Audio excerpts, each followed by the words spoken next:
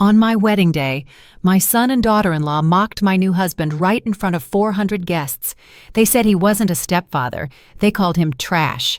My daughter-in-law's entire family roared with laughter while I felt the world collapsing beneath my feet.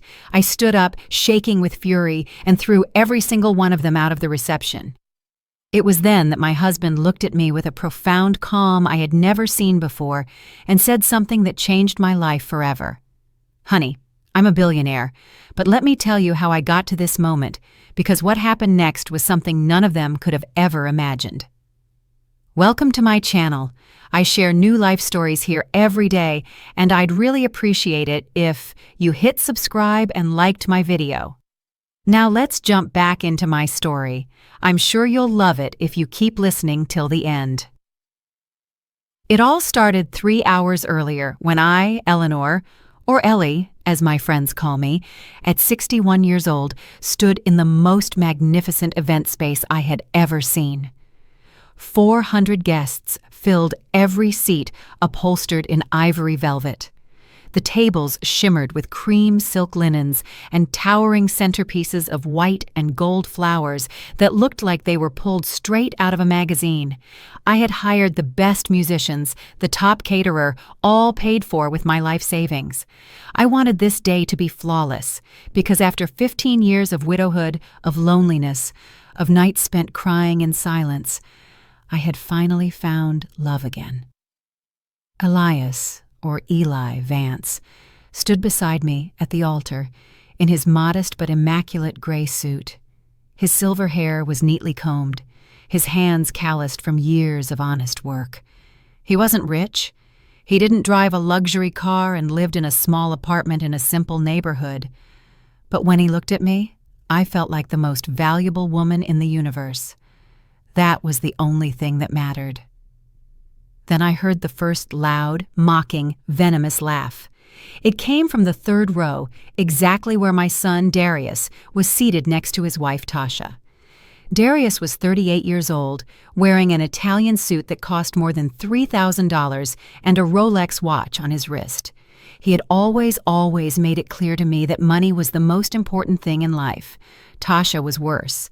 That 35-year-old woman, in her overly tight blood-red dress, with long black painted nails and a superior attitude, had made my life hell since the day she married my son. She came from a family that considered themselves upper crust, though we all knew her father had made his fortune through shady business dealings. "Look at that," I heard Tasha whisper to her mother, loud enough for me to hear. "The old woman is marrying a pauper." Her mother, Brenda Jenkins, a woman with too many fake gold necklaces clanging around her neck, laughed, covering her mouth with her hand. "Poor Ellie. At her age, she can't catch anything better." I felt my cheeks burn, but I kept my gaze fixed on the minister. Eli gently squeezed my hand as if to say, "It'll be all right." But things were just getting started. The officiant continued the ceremony, speaking about love, respect, and the sacred union of marriage. I tried to concentrate on his words, on the moment I had dreamed of for months, but the stifled laughter and cruel comments kept coming from my own family's section. "Did you see his shoes?" one of Tasha's cousins whispered. "They look like they were bought at a thrift store." "And that suit?" another added. "My gardener dresses better." The entire row of the Jenkins family chuckled under their breath. They were like vultures waiting for the perfect moment to attack. I felt my heart breaking into pieces, but Eli remained serene, dignified, as if none of it affected him. That gave me the strength to continue. The moment for the vows arrived. When Eli began to speak, his voice was firm and full of genuine emotion.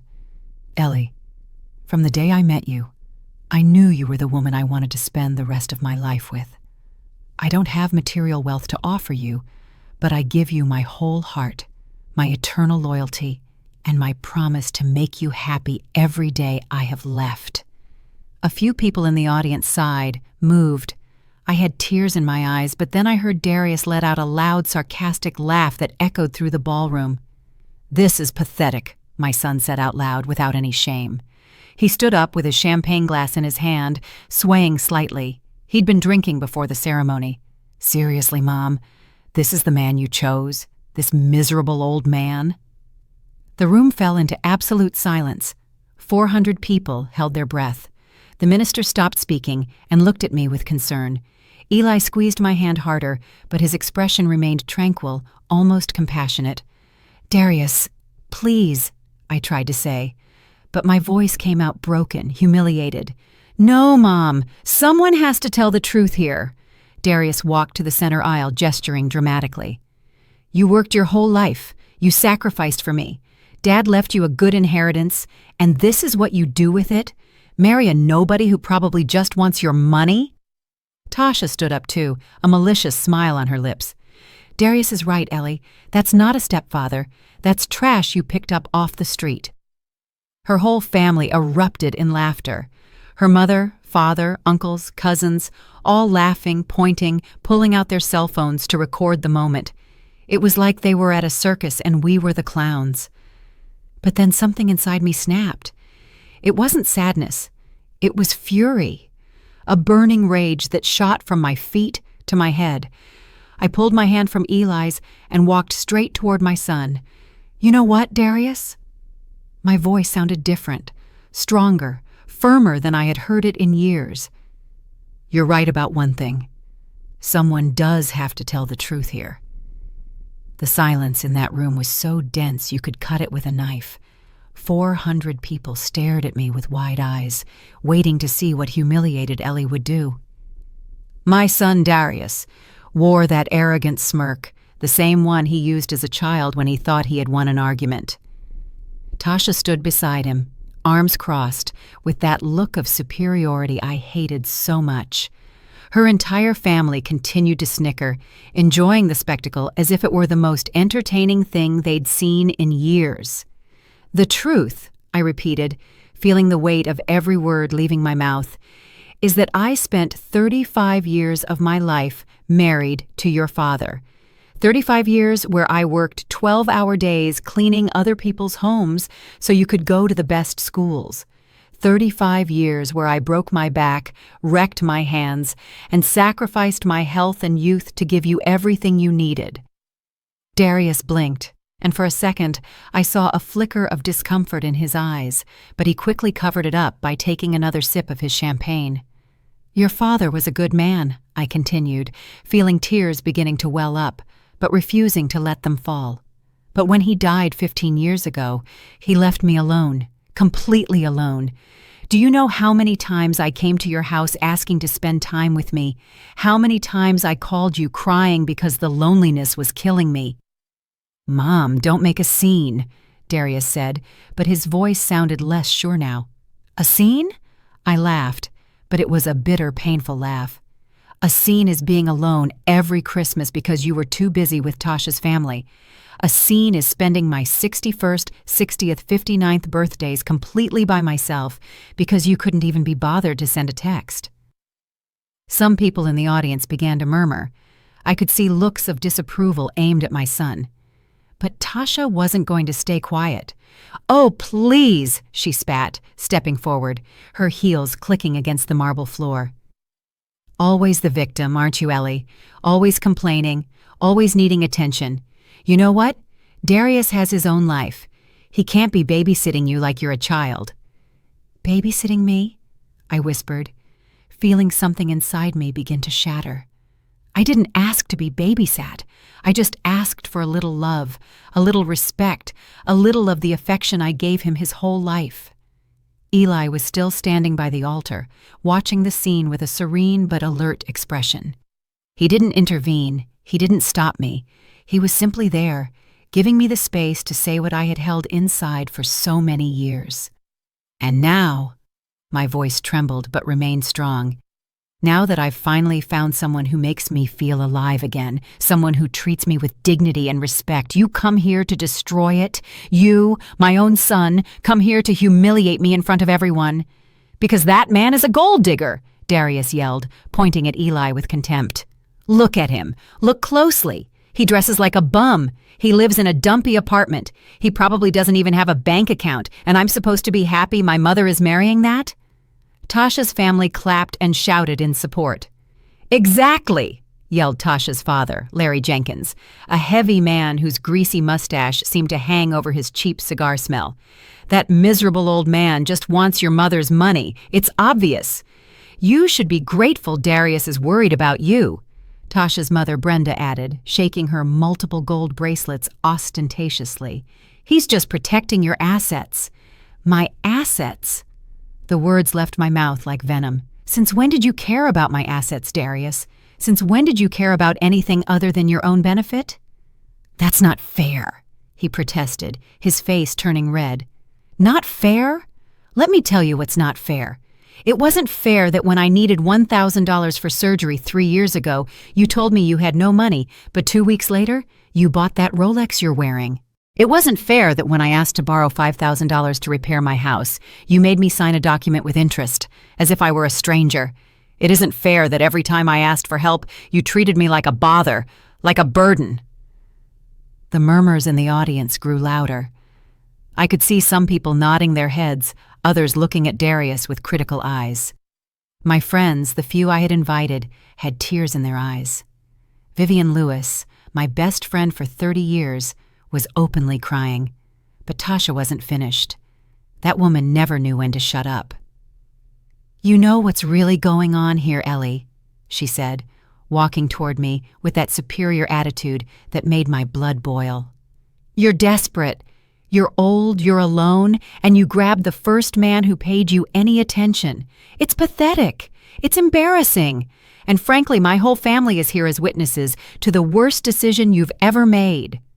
Her family roared in approval.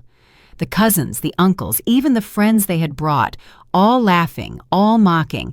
Some were recording with their phones, capturing every second of my humiliation to share later on social media. I could imagine the captions, "Crazy old lady marries a beggar," or "The most pathetic wedding of the year." I felt something inside me finally break. It wasn't sadness, it wasn't pain, it was determination, a strength I didn't know I possessed. I turned and walked to Eli, who was still standing by the altar with that inexplicable calm. I took his hand and looked him in the eyes. "Are you sure you want to marry me?" I asked in a low voice. "Because my family is a mess, and they clearly don't deserve to be here." Eli smiled. It was a small smile, but there was something in it, something I couldn't quite decipher. "Ellie, my love, I've never been surer of anything in my life, and you are right. There are people here who don't deserve to witness this moment." I turned back to the 400 guests. Most of them were good people, true friends, colleagues, neighbors who cared about me. But there was a specific group that had turned the most important day of my life into a nightmare. "Darius," I said, and my voice resonated through the room with an authority I had never used with my son. "You, Tasha, and your entire family, out of my wedding, out of my life." The silence that followed was deafening. Darius stared at me as if I had slapped him. "What?" he stammered. "Mom, you can't be serious." "I've never been more serious in my life. I want you to leave now." Tasha let out a hysterical laugh. "You're throwing us out? Your own family?" "Not my family," I replied coldly. "You and your parasites, yes. You have 5 minutes to leave this room, or I'll call security." Darius looked at me as if he couldn't believe what he was hearing. His face went from shock to indignation in seconds. "You're throwing me out of your wedding? Your only son?" "Yes," I replied without hesitating for a second. "I'm throwing out you, your wife, and all those vipers you brought with you." Tasha stepped forward, her index finger pointing at me menacingly. Her black nails looked like claws ready to strike. "You can't do this, you stupid old woman. You have no right." "I have every right in the world. This is my wedding. I paid every cent for this event. I hired this venue. I paid for the food. I hired the musicians, and I have every right to decide who stays and who goes. And you are definitely going." Tasha's father, Larry, got up from his seat, his belly hanging over his belt. "Who do you think you are talking to us like that? My family has influence in this city. We can ruin you." "Ruin me then," I said, feeling a boldness I didn't know existed inside me. "You've already ruined the most important day of my life. What more can you do to me?" Tasha's mother, Brenda, also stood up, making all her gold bracelets clank scandalously. "This is an insult! A total lack of respect! We came all the way here to support this ridiculous marriage, and this is how you repay us?" "Support?" I laughed bitterly. "You call mocking my husband, calling him trash, and humiliating him in front of everyone support? That's not support. That's pure cruelty." One of Tasha's cousins, a young guy with too much hair gel, shouted from his table, "Your husband is trash! We all know it. Just look at him. He looks like a bum you picked up off the street." Several members of their family laughed and applauded. They were enjoying this. They were truly enjoying tearing me down on my own special day. Eli finally spoke. His voice was calm, almost gentle. But there was a tone of firmness I had never heard from him before. "Young man, you don't know me. You know nothing about me, and yet you feel entitled to insult me. What does that say about you?" The cousin immediately fell silent, as if something in Eli's voice had disarmed him. But Darius wasn't going to give up so easily. He approached me. His breath smelled of alcohol, and his face was red with fury. "Mom, if you throw us out now, if you do this, you'll never see me again. You'll never see your grandkids again, I swear to God." Those words hit me like a punch to the gut. My grandchildren, Miles, 6 years old, and Chloe, 4. I love them with all my heart. The thought of never seeing them again was devastating. But then I looked at Eli. I looked at this man who had treated me with more respect and dignity in 6 months of dating than my own son had in the last 15 years, and I knew I had to choose. I had to choose my own happiness for once in my life. "If that is your decision, Darius," I said, and my voice cracked a little, but I didn't stop, "then so be it. I will not let you manipulate me anymore. I will not let you use me as your personal bank while treating me like trash when you don't need me." "You're selfish," Tasha screamed. "A selfish old woman who is choosing a stranger over her own family." "He's not a stranger," I replied calmly. "He's the man I love. And if you can't respect that, then you don't have a place in my life." Darius looked at me with so much hatred that it almost made me step back. "You're going to regret this. When that old man robs you of everything you have, when he leaves you with nothing, don't come crying to my door for help." "Don't worry," I said, feeling the tears finally start to roll down my cheeks. "I won't." The atmosphere in the ballroom was one of absolute tension. The other guests watched the scene with a mix of horror and fascination. Some of my friends seemed to want to intervene, but they stood still, unsure what to do. Vivian Lewis, my best friend, finally stood up. She was a 63-year-old woman with short white hair and a strong personality I had always admired. "Darius, Tasha, if you have any decency, you will leave right now and let Ellie be. What you are doing is cruel and unforgivable." "You shut up, you nosy old woman," Tasha snapped. "This isn't your problem." "It is my problem when I see my best friend being abused by her own family," Vivian replied firmly. "And honestly, after seeing how you behave, I perfectly understand why Ellie prefers to marry Elias. He has more class in his little finger than all of you combined." That further enraged Tasha's family. They started shouting all at once, creating absolute chaos. Insults flew through the air. Some people started getting up from their seats. The ballroom that, half an hour ago, was a place of elegance and celebration, now looked like a battleground.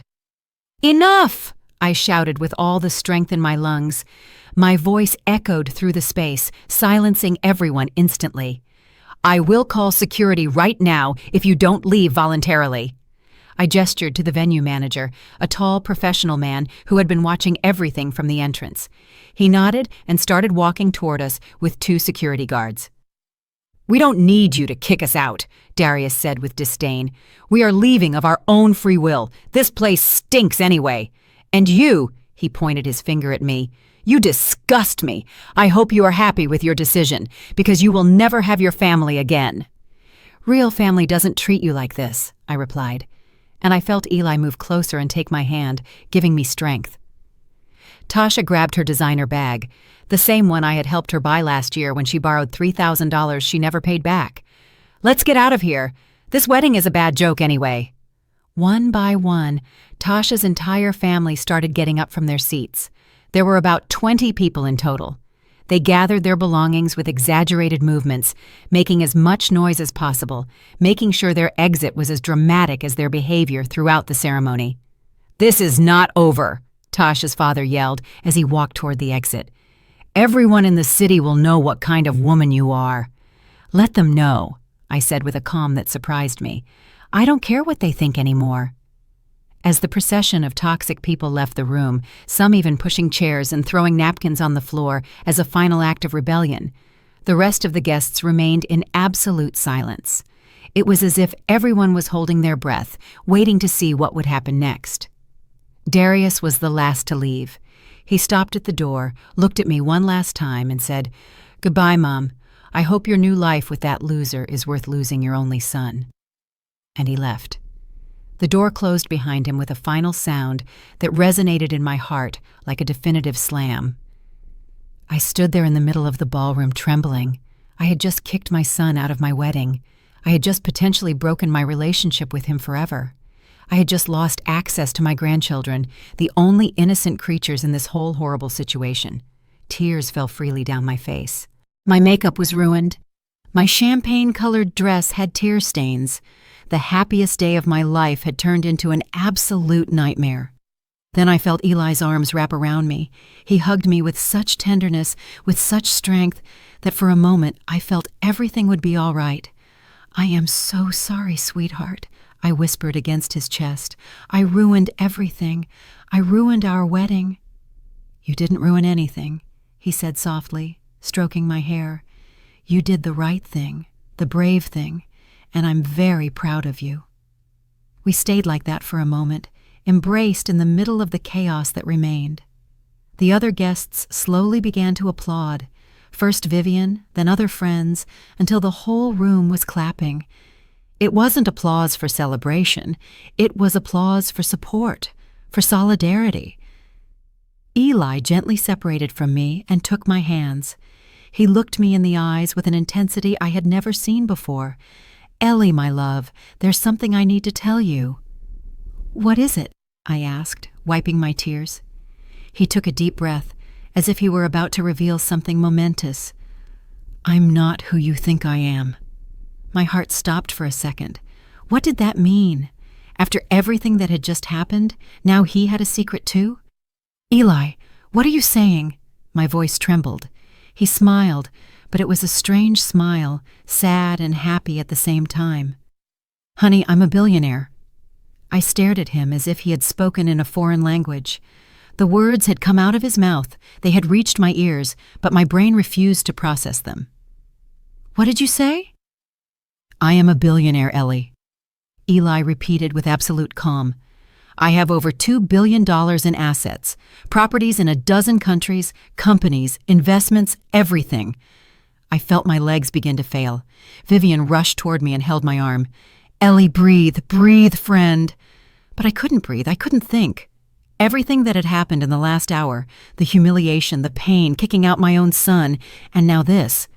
"I don't understand. I don't understand anything. You live in a small apartment, you drive an old car, your clothes." "It's all a conscious choice," Eli said, and his voice was so gentle that it made me want to cry again.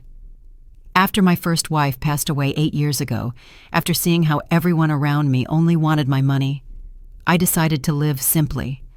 I wanted to find someone who would love me for who I am, not for what I have. The room was in complete silence.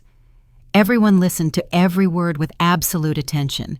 This was more dramatic than any soap opera they had ever seen. "That's why you wear those clothes?" I whispered, beginning to understand. "That's why you live in that place? That's why you never let me pay when we went out?" "Exactly," he nodded, "and I found exactly what I was looking for. I found you, Ellie, a genuine, kind-hearted woman who treated me with respect and affection, even when you thought I had nothing to offer except my love." Tears returned to my eyes, but this time they were different. They weren't tears of pain or humiliation. They were tears of something I couldn't yet name. "Why are you telling me now? Why here, after all this?" Eli looked toward the door where Darius and Tasha had left minutes before. "Because I wanted you to see who they really are. I wanted you to see their true character when they thought I was nothing, and I wanted you to make your own decision about them before knowing the truth about me." "My God," I whispered, covering my face with my hands. My son just insulted and humiliated a billionaire." "Your son just insulted and humiliated the man you love," Eli gently corrected. "The money shouldn't change that." He was right. He was completely right, but my mind was still spinning, processing this impossible information. $2 billion. How? Where from? Eli smiled, and for the first time, I saw a flash of pride in his eyes. "I started with nothing, just like you. I worked construction for 20 years. I saved every penny. I invested in real estate when no one else would. I bought properties everyone said were worthless. I built an empire brick by brick. But when my wife, my beloved Letitia, died of cancer, all that money meant nothing. I couldn't save her. I couldn't make her stay with me for one more day." His voice cracked at the end, and I saw the genuine pain in his eyes. This man had suffered, had loved, and lost, just like me. "After her death," he continued, "everyone around me changed. My friends only called when they needed money. The women who pursued me only saw dollars. My own in-laws tried to sue me for the inheritance. I realized that money had poisoned all my relationships, so I decided to disappear from the radar. I maintained my businesses, but I completely changed my lifestyle." Vivian was still by my side, supporting me, but even she was slack-jawed, listening to this story. "Meeting you, Ellie," Eli took my hands in his. "It was like coming back to life. You treated me with dignity. You listened to me when I spoke. You laughed at my bad jokes. You cooked me your home-cooked meals. You invited me into your house without caring that my clothes were old or my car was rusty. You loved me for who I am." I don't know what to say," I stammered. My world had been completely turned upside down in less than 2 hours. "You don't have to say anything right now," he said, tenderly caressing my cheek. "I know it's a lot to process. I know all this is overwhelming, but I wanted you to know. I wanted you to know that you made the right decision, that defending our love, defending our relationship was worth it." Suddenly, everything began to click into place in my mind like puzzle pieces. The small details I had noticed but never questioned, the way Eli always seemed so sure of himself, the way he spoke about business with deep knowledge, the times he had casually mentioned traveling the world, his education, his vocabulary, his mannerisms. It all made sense. "Did anyone else know?" I asked. "Did anyone know the truth about you?" "My lawyer, Marcus King," Eli replied. "He's here today in row 12. He's been managing my affairs for the last 8 years. I asked him to come to our wedding as a witness." I looked toward row 12 and saw a distinguished man in his 50s, wearing a clearly expensive suit, nodding his head as our eyes met. He looked like someone important. How had I not noticed him before? "And what happens now?" I asked, feeling completely lost. "What does all this mean for us?" Eli smiled with the same love I had seen in his eyes from the first day we met. "It means that now we can start our life together without secrets. It means I can give you everything you deserve. It means you'll never have to worry about money, security, or anything ever again. But more important than all that," he squeezed my hands harder, "it means I found someone who truly loves me, and that is worth more than all the millions in the world." Tears streamed down my face freely. Now I couldn't control them. It was all too much. The emotion, the shock, the revelation, everything mixed in a whirlwind of feelings I couldn't process. Vivian hugged me tightly. "Girl, I always told you this man was special. I always knew it." Other guests began to approach, offering words of support and congratulation. But I remained in a state of shock, trying to process this new reality. "There's something else you should know," Eli said softly. "The $5,000 your son Darius lent you with interest? I already paid it off without you knowing. I deposited the full amount into his account 3 months ago." "What?" My voice came out as a shriek. I didn't want you to have that debt hanging over your shoulders, but I asked Mark to do it anonymously. I wanted to see if Darius would mention it to you, if he would give you the money back, or if he would tell you the debt was settled. He never said anything to you, did he?" I shook my head slowly, feeling a new wave of betrayal hit me. He never said a word. In fact, 2 weeks ago he called me asking when I was going to pay him. Eli sighed sadly. "I figured. That's why I needed you to see his true character before we got married. I needed you to know exactly who you were dealing with." Then everything made sense. The test. It had all been a test not for me, but to reveal the true nature of the people around me, and they had all failed spectacularly. "My son," I whispered, feeling my heart break again. My own son was scamming me. "I am so sorry, sweetheart," Eli said, hugging me. "I know it hurts. I know it's devastating, but it was better for you to know now than to continue living in ignorance." He was right. Of course he was right. But that didn't make it hurt any less. My only child, the baby I had carried in my womb for 9 months, the boy I had raised with so much love and sacrifice, had been robbing me, lying to me, using me, and today at my wedding, he had shown his true face. "What do we do now?" I asked, feeling completely exhausted. Eli looked me in the eyes with determination. "Now we continue with our wedding. Now we get married, surrounded by the people who truly love and support us, and after that, we start our new life together." The minister, who had remained silent throughout the drama, approached us with an expression of genuine compassion. He was an elderly man, about 70 years old, with decades of experience officiating weddings, but even for him, this had been extraordinary. "Do you wish to continue with the ceremony?" he asked softly. I looked at Eli. I looked at the room full of people who had witnessed my humiliation and my defense. I looked at Vivian, who was smiling at me through her tears. And I knew the answer. "Yes," I said firmly. "Yes, we want to continue." The next few minutes were a whirlwind of emotion. The minister resumed the ceremony where we had left off. This time, there were no interruptions, no cruel laughter, no hurtful comments. There was only love, support, and a completely different energy in the atmosphere. When Eli placed the ring on my finger, I felt as if I were starting a completely new life. And when he declared us husband and wife, the room erupted in genuine, heartfelt applause. I kissed my husband, and in that moment, all the pain of the last few hours momentarily vanished. I was happy. I was married to the love of my life, and nothing else mattered at that instant. The reception was beautiful. Without the toxic presence of Darius, Tasha, and their family, the atmosphere completely transformed. People danced, laughed, and celebrated with genuine joy. My friends constantly approached me to congratulate me and tell me how brave I had been. Some even admitted they had always thought Darius treated me badly, but had never dared to say so. During dinner, Eli stood up and asked for everyone's attention. The room fell silent. "I want to thank everyone who stayed today," his voice began, resonating with natural authority. "You have been witnesses to something very difficult, but also something very important. You have seen an incredible woman defend her dignity and her right to be happy. And I want you to know that I am honored to be her husband." Applause filled the room. Eli continued, "I also want to clarify something. Some of you heard my confession a while ago, and I know many of you have questions, so let me be completely transparent.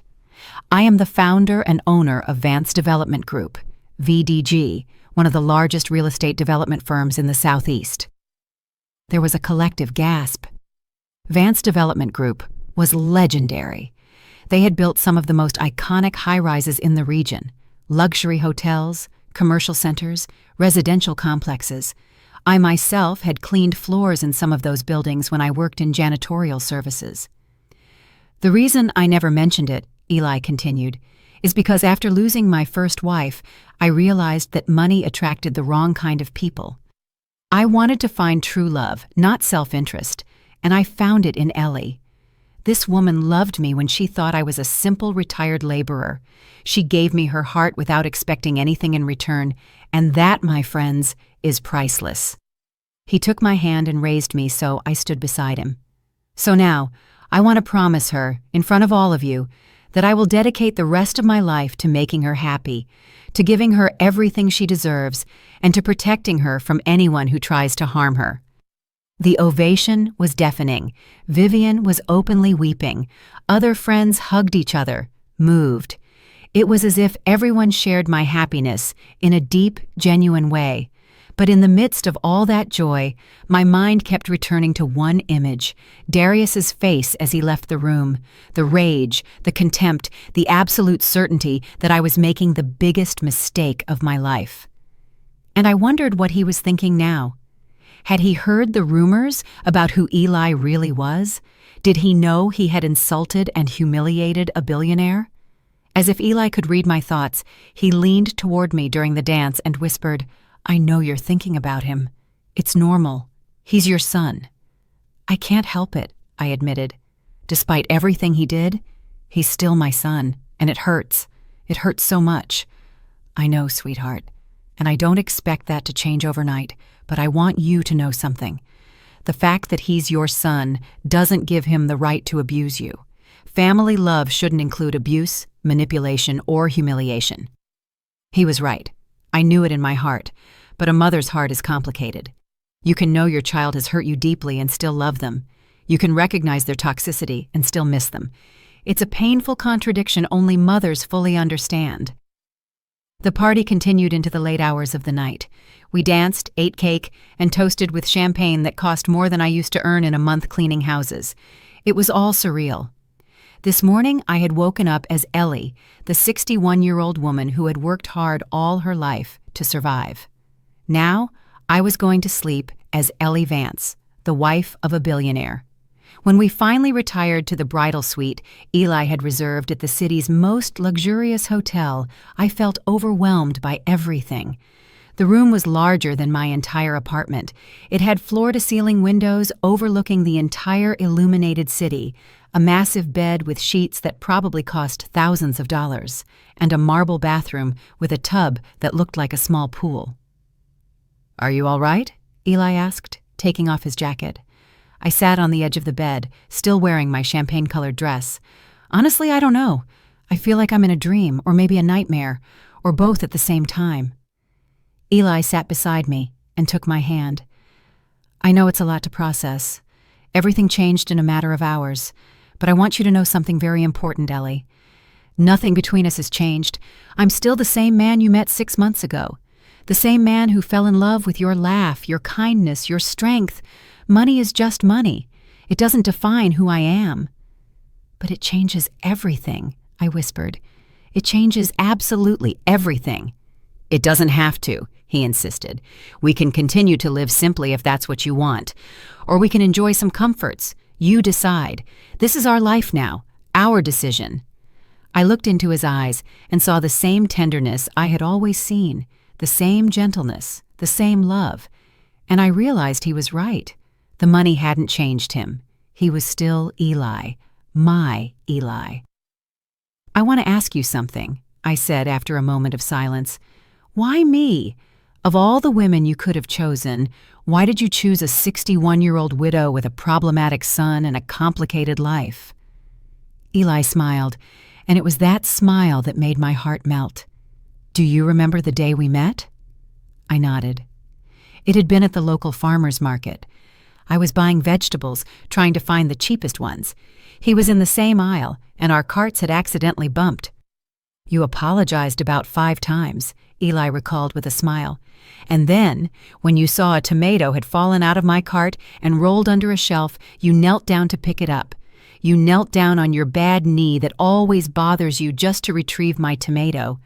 And when I handed it back to me and I thanked you, you smiled at me with such warmth, such genuine kindness, that I knew in that moment you were special." I didn't remember that detail about the tomato. It had been such a small, insignificant gesture. "Afterward," he continued, "we started running into each other regularly at the market, always on Thursday mornings. And every time I saw you, I learned something new about you. Your patience with the vendors, your generosity toward the children selling sweets on the street, the way you greeted everyone with respect, no matter who they were. I saw your soul, Ellie, and I fell in love with it. Tears started falling down my cheeks again. It seemed I hadn't stopped crying all day. So, yes, Eli said, wiping my tears with his thumbs. Of all the women I could have chosen, I chose you. Because you are real, because you are good, because you make me feel alive again. We kissed, and in that kiss was a promise of a future together, no matter what challenges came. But even in that perfect moment, in that luxurious room, with my new husband beside me, a part of me couldn't stop thinking about Darius, how he would react when he learned the complete truth, whether we could ever repair our relationship, and whether I truly wanted to try after everything he had done. I woke up the next morning in that enormous bed, wrapped in sheets that felt like clouds. For a moment I thought it had all been a dream, the wedding, the humiliation, Eli's revelation. But then I turned my head and saw him sleeping peacefully beside me, and I knew it was all real. Everything had happened. My life had changed forever in a matter of 24 hours. I got up carefully not to wake him and walked to the giant windows. The city stretched out below us, bathed in the golden light of dawn. From this height, everything seemed so small, so insignificant, and I wondered if that was how Eli saw the world from his position of power and wealth. "Good morning, my love," I heard his voice behind me. I turned and saw him sitting up in bed, his hair tousled, a gentle smile on his face. "Good morning," I replied, feeling a mixture of happiness and anxiety. I couldn't sleep anymore. "It's understandable. Yesterday was intense." He got up and walked toward me, wrapping me in a hug from behind. "What are you thinking about?" "Everything," I admitted. "Darius, what happened? What comes next?" Eli kissed my head gently. "I have something to show you, something I think will help you better understand who I am and what our new life together means." Half an hour later, we were in a private helicopter. A helicopter. Never in my life had I imagined I would be flying in one. Eli handled the controls with the ease of someone who had done it 1,000 times before. "I learned to fly 20 years ago," he explained when he saw my surprised face. "It's useful for business, and it also gives me freedom." We flew over the city, and Eli began pointing out different buildings. "That hotel right there, the Grand Plaza, is mine. I built it 15 years ago. It has 400 rooms and is one of the most successful in the region." He pointed in another direction. "That shopping center, the Sun Promenade, is also mine. And those 3 apartment buildings over there. And that industrial complex near the port." With every building he pointed out, my disbelief grew. He wasn't just rich. He owned significant parts of the city where I had lived my entire life. I had cleaned floors in some of those buildings without ever knowing who their true owner was. "See that hospital?" He pointed toward a modern building with a red cross on the roof. "I donated it 5 years ago. My wife, Letitia, died of cancer, and the public health system didn't have the necessary resources. So I built an entire hospital dedicated to free oncological treatment for low-income people." That information hit me like a punch. "Free?" "Completely free," he confirmed. "No one should die because they can't afford their treatment. Letitia had access to the best doctors in the world, and still we couldn't save her. But at least I can help others who don't even have that opportunity." I started seeing Eli in a completely different light. He wasn't just a rich man. He was a man who used his wealth to do good, to help others, to build something meaningful. "I also have foundations," he continued, as we landed on the rooftop of an impressive building, the headquarters of Vance Development Group. One for educational scholarships, another for social housing, and one for entrepreneurs who need seed capital but can't access bank loans. We got off the helicopter and entered the building. The offices were elegant, but not ostentatious. Employees were working in bright, open spaces. Everyone greeted Eli with genuine respect, not the servile fear I had seen in other places where bosses were dreaded. "I want to introduce you to someone," Eli said, guiding me toward a large office on the top floor. Inside was Marcus King, the lawyer he had mentioned at the wedding. He was a distinguished man in his 50s with silver hair and an imposing presence. "Mrs. Hayes," he greeted me with a slight bow. "It is an honor to finally meet you properly. Eli has spoken a lot about you over the last 6 months." "Really?" I asked, surprised. "Of course," Mark smiled. "He constantly told me he had found someone special, someone genuine. And after what I witnessed at the wedding yesterday, I can confirm he was right." Eli gestured for us to sit down. "Mark, show Ellie the documents we prepared." Mark opened a leather folder and pulled out several papers. "Mrs. Hayes, your husband has prepared some important documents. First, he has added your name to all his main bank accounts. You have complete access to all his funds." My mouth dropped open. "What? No, I can't accept that. We just got married yesterday." "You are my wife," Eli said firmly. "What's mine is yours. It's that simple." "In addition," Mark continued, "he has transferred the title of 3 properties into your name: a beach house, a city apartment, and a mountain retreat. He has also established an investment fund in your name with an initial value of $50 million. I felt dizzy. $50 million for me?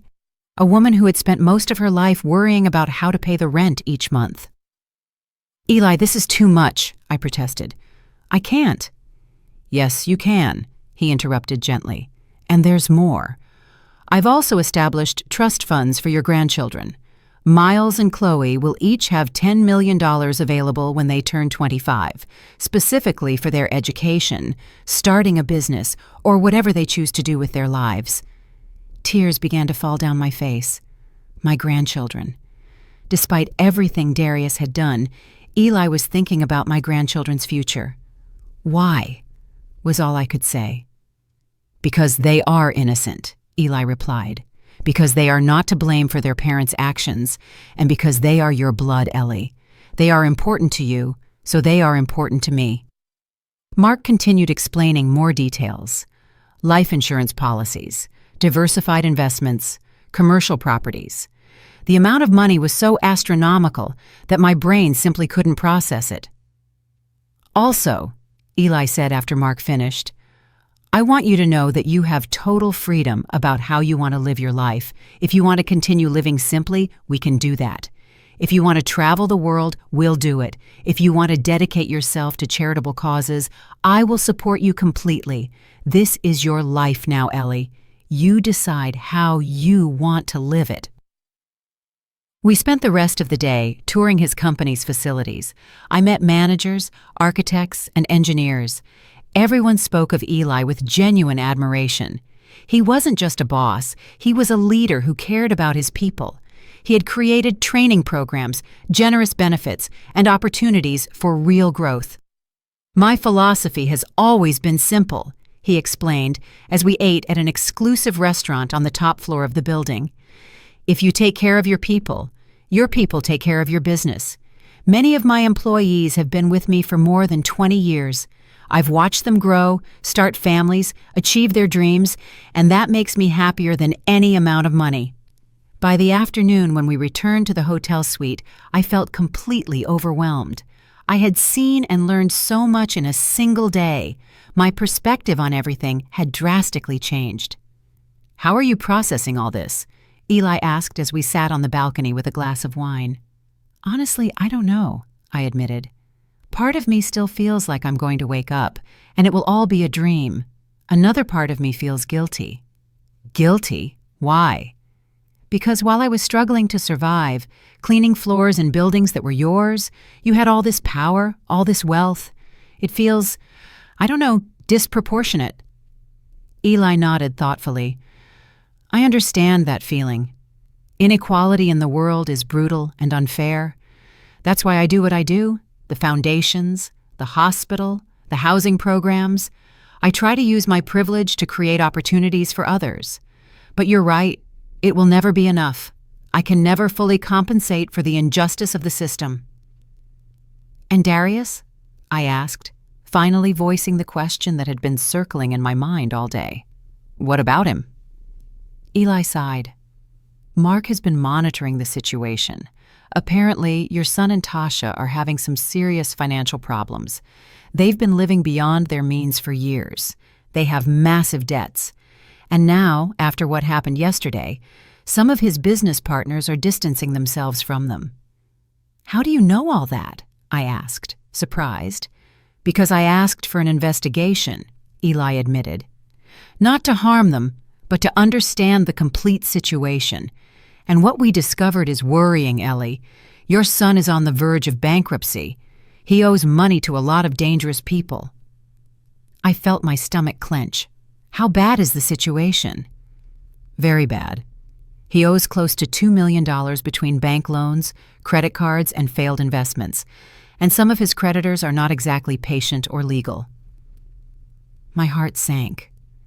Despite everything Darius had done to me, he was still my son. The thought of him being in danger terrified me. $2 million? I repeated, feeling panic begin to set in. How is it possible for him to owe that much money? Eli took my hand. According to Mark's investigation, Darius invested in several fraudulent businesses. He bought shares in shell companies. He borrowed money at loan shark rates to maintain his lavish lifestyle, and Tasha didn't help. She spends as if money were unlimited, designer bags, jewelry, trips to Europe, all on credit cards that are already maxed out. I covered my face with my hands. My God, and here I am with access to millions while my son is sinking in debt. Ellie, look at me. Eli gently lifted my chin so our eyes met.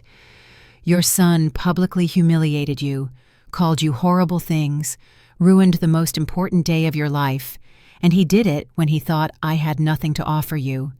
Do you truly believe he deserves your compassion after that? He's my son, I whispered, tears starting to fall again. I know he treated me horribly. I know he was cruel, but he's still my son, Eli. I can't just turn off those feelings.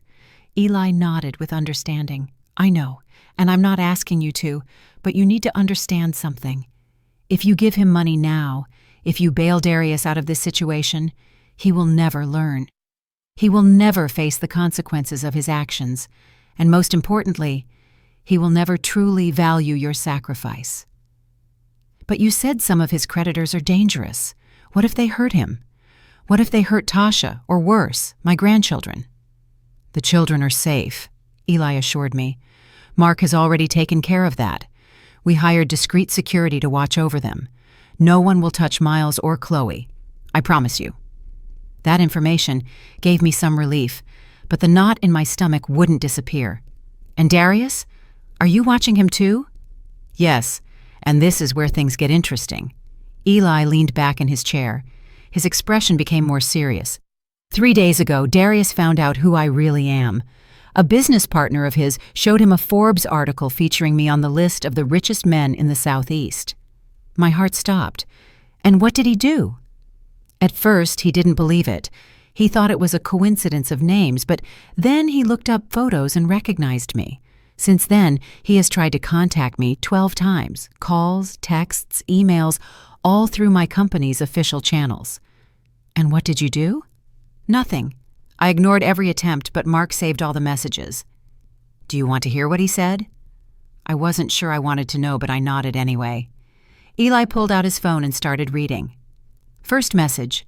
Mr. Elias Vance, I sincerely regret the misunderstanding at the wedding. I was unaware of who you were. Please allow me to explain. He paused and looked at me. Notice how he says he regrets the misunderstanding, not his actions, as if the problem was simply that he didn't know I was rich. He continued reading. Second message. Mr. Vance, this is Darius, Ellie's son. I urgently need to speak with you about a business matter. I have a proposal that could be mutually beneficial. Eli let out a bitter laugh. He doesn't even mention his mother. He goes straight to asking for business favors. Third message. He kept reading. This one was sent yesterday evening. Mr. Vance, I am going through a complicated financial situation. As your wife's son, I hoped we could speak as family. I am sure we can reach an agreement that benefits everyone, especially Mom. I felt nauseated. He's using my name to manipulate you. Exactly. And there's more. Message number 7. Mr. Vance, I know I made mistakes at the wedding. I was drunk and wasn't thinking clearly. But I am Ellie's only son. The grandchildren she adores are my children. Do you really want to break that family relationship? I can make her happy if you help me resolve my current problems. That's emotional blackmail, I said, feeling rage begin to replace worry. Absolutely. And the most recent message, sent this morning. Elias, I need $500,000 by the end of the week, or I will be in serious trouble. As my mother's husband, you have a moral obligation to help her family. I promise to pay it all back with interest. I trust in your understanding. I remained silent for a long moment, processing everything I had just heard. My son hadn't called to apologize to me. He hadn't tried to repair our relationship. He hadn't shown an ounce of genuine repentance. He only wanted money. He was only trying to use my marriage to solve his own financial problems. What are you planning to do? I finally asked. The question is, what do you want me to do? Eli replied, You are his mother. You are my wife. This decision affects you as much as it affects me. I stood up and walked to the edge of the balcony, looking at the city stretching out below us. Somewhere down there, my son was desperate, scared, probably planning his next move. Part of me, that maternal part that never disappears, no matter how much you're hurt, wanted to rush and save him. I wanted to give him the money and solve all his problems. But another part of me, the part that had been humiliated in front of 400 people, the part that had been used and manipulated for years, the part that had finally found the strength to defend her dignity, knew that would be a mistake. Don't give him the money, I said finally, my voice firmer than I expected. Not yet, not like this. Eli approached me and hugged me from behind. Are you sure? No, I admitted, but I know it's the right thing to do. If we bail him out now, without real consequences for his actions, we will only be enabling his behavior. He needs to hit rock bottom. He needs to understand that he can't treat people like that and get away with it. It's a brave decision, Eli said, kissing my head. It's a painful decision, I corrected, but a necessary one. The following days were an emotional roller coaster. Eli and I went on our honeymoon to a private island in the Caribbean, which of course he owned. It was a paradise with white sand beaches, crystal clear water, and absolute privacy. I tried to relax, to enjoy this time with my new husband, but my mind kept returning to Darius. Mark kept us informed of the situation. Darius's creditors were starting to apply pressure. They had repossessed his luxury car. They had frozen his bank accounts. The house where he lived with Tasha and the children was in foreclosure. And Tasha? I asked during one of the video call updates. She left Darius 2 days ago, Mark informed us in his usual professional tone. She moved in with her parents and took the children. She filed for divorce yesterday morning. I felt a pang of pain for Darius, despite everything. Being abandoned by your wife, losing your children, facing financial ruin, all at the same time. It was devastating. And how is he? I asked. Not well, Mark admitted. Our contacts say he's been drinking heavily. He's not eating properly. He has tried to contact several of his former friends and partners, but they have all turned their backs on him now that they know he's broke. How convenient, I murmured bitterly. There's something else, Mark continued. Darius tried to sell his story to the media. He called several newspapers and television programs, offering an exclusive about how his mother married a billionaire and abandoned him in his time of need. What? I shrieked, feeling rage flood over me. Don't worry, Eli took my hand. Our public relations team already handled it. No reputable media outlet will touch that story, especially after we showed them the videos from the wedding where he publicly humiliates you. There are videos? I asked, surprised. Of course. Several guests recorded the entire incident. And with your permission, we have strategically used them to protect your reputation. If Darius tries to paint you as the villain, we have clear evidence of who truly acted poorly. I sat in silence, absorbing all this information. My son had fallen so low that he was trying to sell me to the media. He was trying to use my happiness, my new life, as a way to make money and play the victim. I think, I said slowly, that I need to see him. Eli looked at me with concern. Are you sure that's a good idea? No, but I have to do it.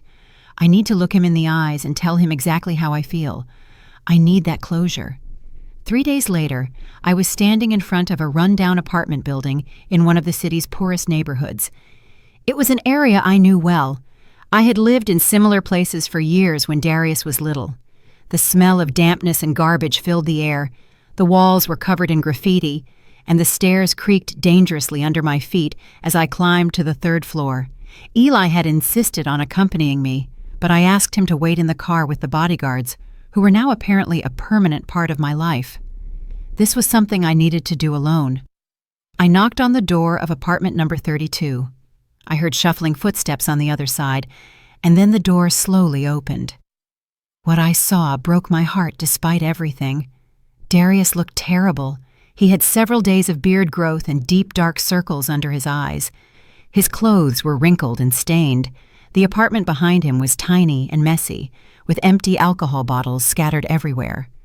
This wasn't the arrogant, well-dressed man who had humiliated me at my wedding. This was a broken man. "Mom!" His voice came out as a broken whisper. His eyes immediately filled with tears. "Mom, you came." "I came," I said, keeping my distance in the doorway. I wasn't going in. I wasn't going to make things easy for him. "Please come in. I know the place is horrible, but—" He began, but I interrupted him. "I'm not coming in, Darius. I came to tell you a few things, and then I'm leaving." His face fell. "Mom, please, I need to talk to you. I need to explain. Everything has been a nightmare. Tasha left me. She took the kids. I lost everything." "And what did you expect?" My voice sounded harsher than I intended, but there was so much accumulated pain I couldn't hold it back. "Did you expect that after publicly humiliating me? After calling my husband trash? After trying to ruin the most important day of my life? Everything would just stay the same?" "I was drunk." He tried to excuse himself. "I didn't know what I was saying. If I had known who Eli really was—" "There it is," I interrupted, feeling the rage surge in my chest. "There's the truth. If you had known Eli was a billionaire, you would have treated me differently. If you had known he had money, you would have respected him. But because you thought he was poor, that he was worthless, you felt you had the right to treat us like trash." "No, Mom, it's not like that," he stammered. But we both knew it was exactly like that. "Yes, it is, Darius. And that tells me everything I need to know about who you really are. You didn't love me. You didn't respect my happiness. You only cared about the money. You only cared about how my marriage affected you." "Please." His tears were falling freely now. "Please, Mom, I'm sorry. I am so sorry. I made a terrible mistake. I was jealous. I was scared of losing you, and I reacted in the worst way possible." "Jealous?" I repeated with disbelief. "You left me alone for 15 years, and you were jealous? You ignored my calls, my pleas to spend time together. You treated me like a personal bank, and you were jealous? You're right, I was selfish. You're completely right. I was a horrible son, the worst son anyone could have, but I'm paying for it now. I'm losing everything. I've already lost everything, and the only thing I have left is you, Mom. You are the only thing I have left in this world." "You lost me too," I said, and the words came out with a deep pain that pierced my chest. "You lost me the day you decided your pride and your materialism were more important than your mother." "No!" he whimpered, falling to his knees. "Don't say that. Please don't say that. I'll do anything to fix it. Anything." "Anything?" I asked, crossing my arms. "Then why were all your messages to Eli asking for money? Why wasn't a single one of those messages a sincere apology to me? Why did you try to sell our story to the media?" His face turned pale. "How do you know about that?" "I know everything, Darius. I know about your debts. I know about the loan sharks. I know Tasha left you. I know you tried to use my marriage to get out of your problems. I know everything." He remained silent, still on his knees on the dirty floor of that miserable apartment. "I'm desperate, Mom. I need $500,000 by Friday. Or very bad people are going to hurt me. People who don't play. They've already threatened me twice." "And you came to me," I said with a calm I didn't feel, not because you love me, not because you value our relationship, but because you need money. No, it's not just about the money. I miss you, Mom. I miss having you in my life. I miss what, Darius? Miss having someone you could manipulate? Miss having a personal bank who never said no? Miss having someone who cleaned up your messes without complaining? I miss my mother, he whispered, and there was something genuine in his voice that almost made me waver. I miss how you took care of me when I was a kid, how you were always there for me, how you made me feel safe and loved. That boy doesn't exist anymore, I said, feeling tears start to sting my eyes. He turned into a man who values money more than people, a man who married a toxic woman and allowed her to poison our relationship, a man who used me for years and then humiliated me when I finally found happiness. I can change, he pleaded. Give me a chance, just one more chance, and I promise I'll be different. How many chances have I given you already, Darius? How many times did I lend you money you never returned? How many times did I forgive you for canceling our plans? How many times did I swallow my pain when you treated me like I was invisible? And what did you do with all those chances? He had no answer. He just stayed there on his knees, crying like a child. I'm going to tell you something, I continued, my voice trembling but firm. Eli wanted to help you. When he found out about your financial problems, his first instinct was to pay for everything. $500,000 is nothing to him. He could write that check right now and not even notice it in his bank account. Darius's eyes lit up with hope. He would really do that? He would, I confirmed. But I told him not to. The hope on his face turned to shock. What? Why? Because if I rescue you now, you will never learn. You will never understand the real value of things. You will never value people over money. You will continue to be the same superficial, materialistic man who treated me like trash. But Mom, they're going to hurt me. These men aren't playing. They've threatened to kill me. I know, I said, and my heart broke as I spoke the next words. And that terrifies me, because despite everything you've done to me, you're still my son, and I don't want anything bad to happen to you. But I also can't continue to be your eternal savior. I can't keep being the person who fixes all your problems while you never face the consequences of your actions. Then what am I supposed to do? He shouted, his voice full of despair. Just wait for them to kill me? You are going to do what any responsible adult would do, I replied. You are going to the police. You are going to report the loan sharks. You are going to ask for protection, and you are going to start rebuilding your life from scratch, the right way. The police can't do anything against these people. They're too powerful. They have too many connections. Then I'm going to give you something better than money, I said, pulling a business card from my purse. It was Mark King's. This is Eli's lawyer. He's one of the best in the country. Call him. He will handle your legal situation, protect you from the creditors, and help you file for bankruptcy in an orderly manner. Darius took the card with trembling hands. And after that, what? After I'm safe, will you come back into my life? That depends on you, I replied. It depends on whether you truly change, whether you learn from this, whether you can become the man I know you can be, the man I raised you to be.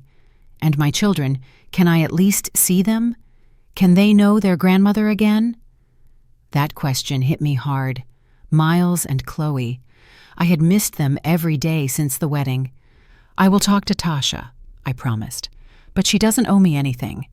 If she decides she doesn't want me to see the children for now, I'll have to respect that decision.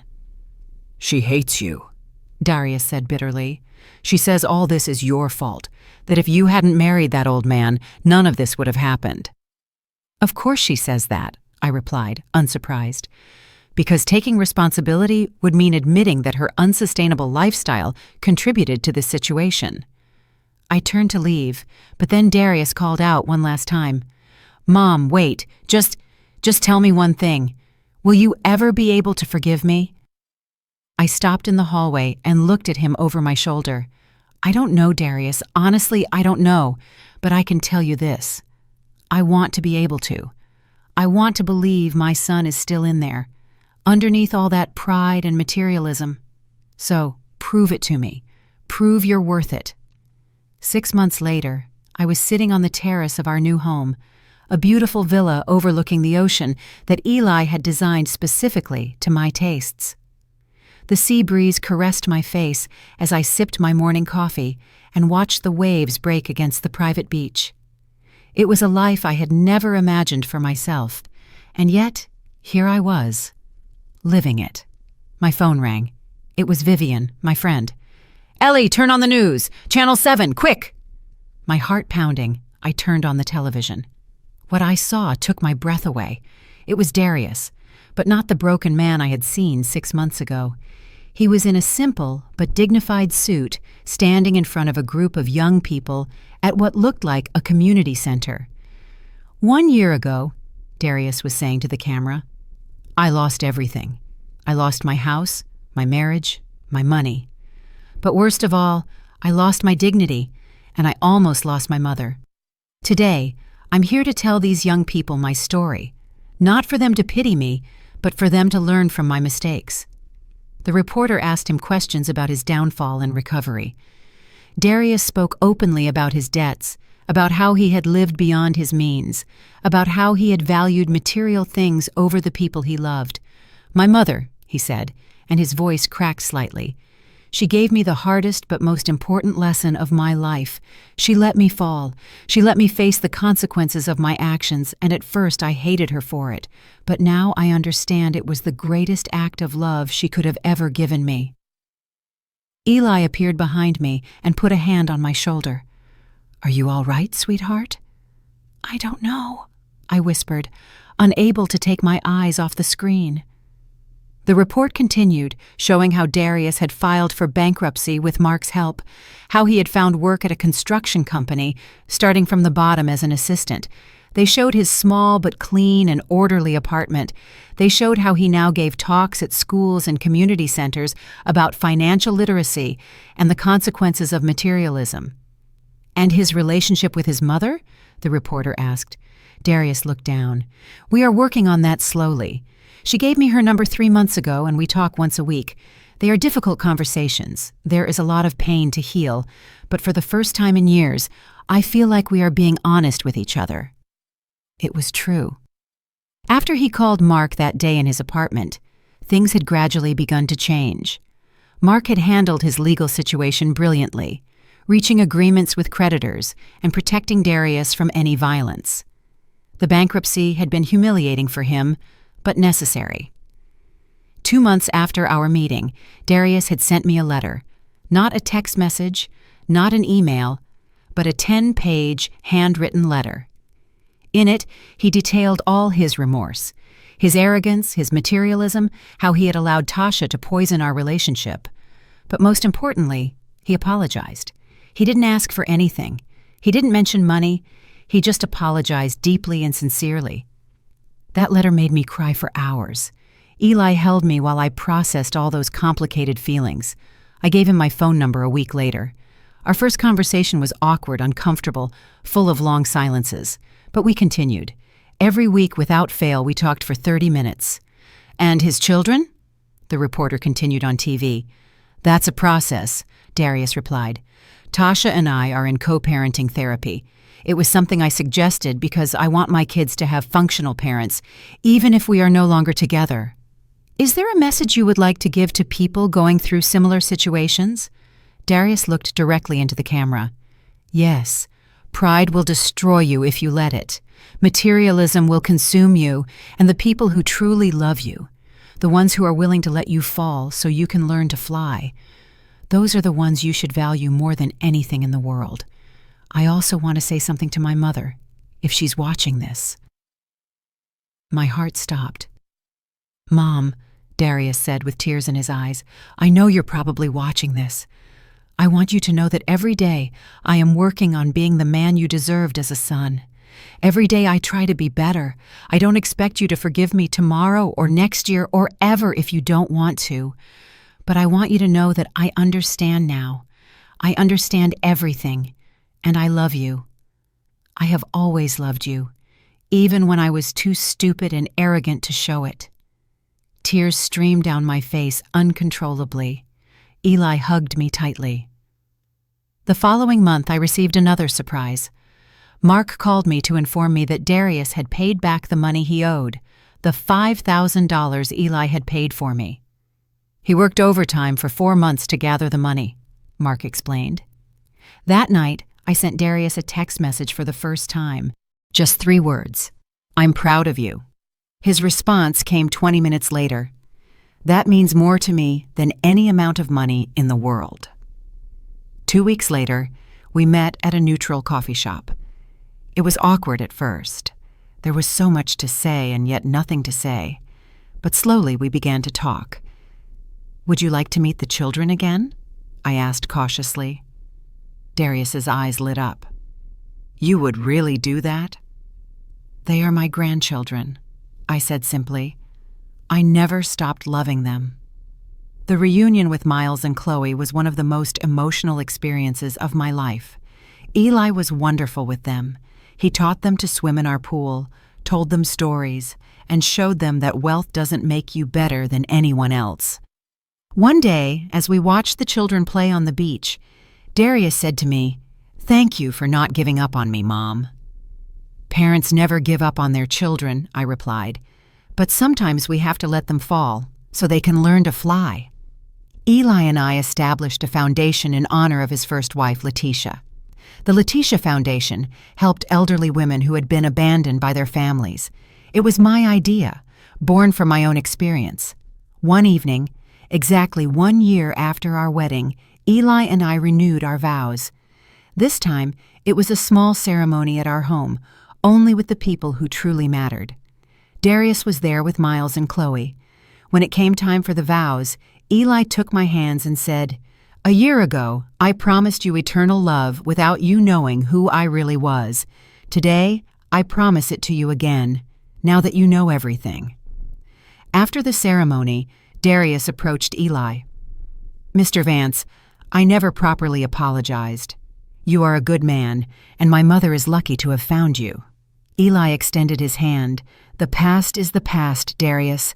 What matters is the man you are today." That night, lying in Eli's arms, I reflected on everything that had happened. A year ago, I had been humiliated on the most important day of my life, and now I had found not only love and security, but also purpose, dignity, and a peace I had never known before. "What are you thinking about?" Eli asked. "I'm thinking that my whole life changed forever," I replied, "and that I wouldn't change anything that happened." "Why not?" "Because it led me exactly where I needed to be. It taught me who I really was. It gave me the strength to defend myself, and it brought me to you." Eli kissed my forehead. "You are the strongest woman I know, Ellie." "No," I gently corrected him. "I'm a woman who learned to be strong when she had no other choice, and that makes all the difference."